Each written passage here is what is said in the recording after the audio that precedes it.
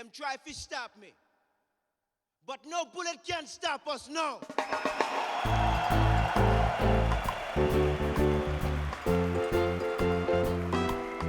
Ooh, yeah.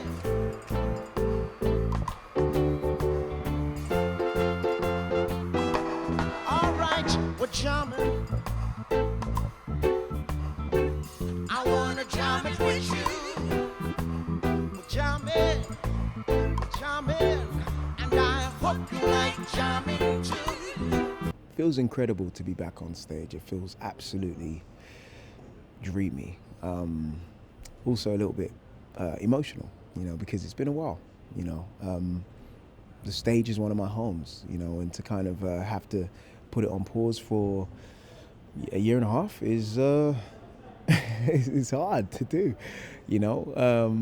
So it's good, and audiences as well are loving it. We've had packed houses every night, and it's quite a thing. Live performance is irreplaceable, I can't tell you how incredible it is to be back on stage, especially telling this particular story and with these audiences.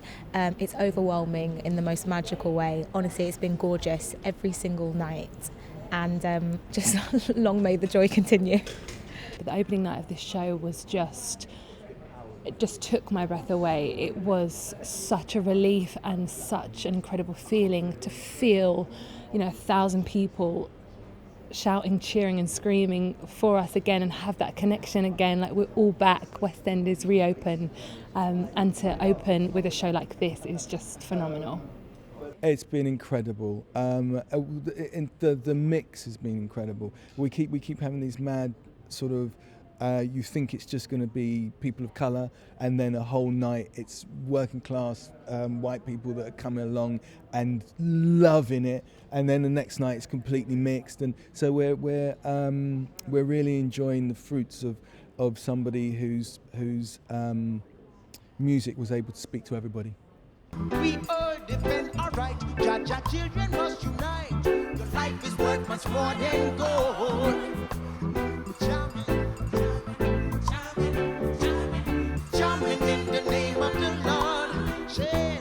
Jamming right straight from your shed. Holy Mount Zion, Holy Mount Zion, just seated in Mount Zion, and rule all creation. Wow, Bob's message was one love. Bob's message was of acceptance and of that universal love, and actually his message is very important today. Yes, we have seen a very tough year. Not just with the Black Lives Matter protests, but also politically.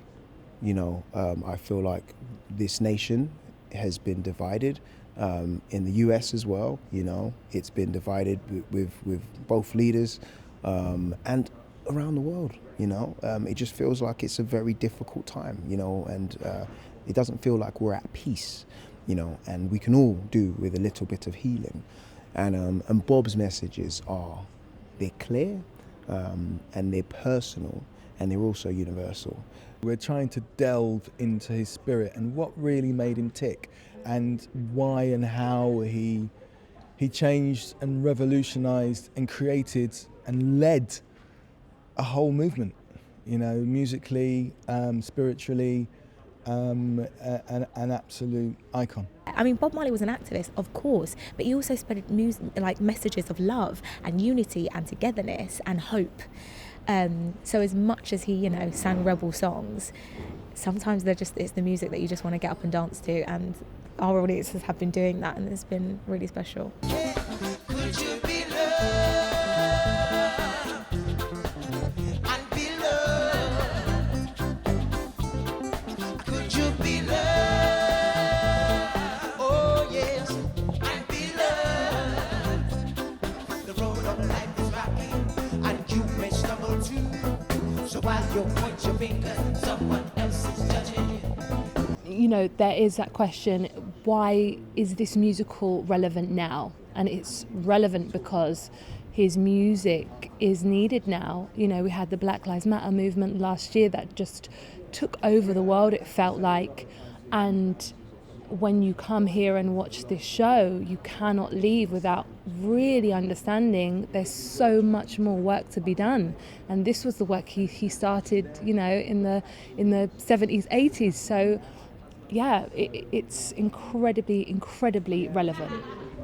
Being able to give a piece like this at this particular time is a continuation of what I've always wanted to do, but I cannot deny that more people will understand it and hear it now. So that's really fascinating. It's so important today that we keep listening to that message, because not enough has changed. That's why the songs are so prevalent now.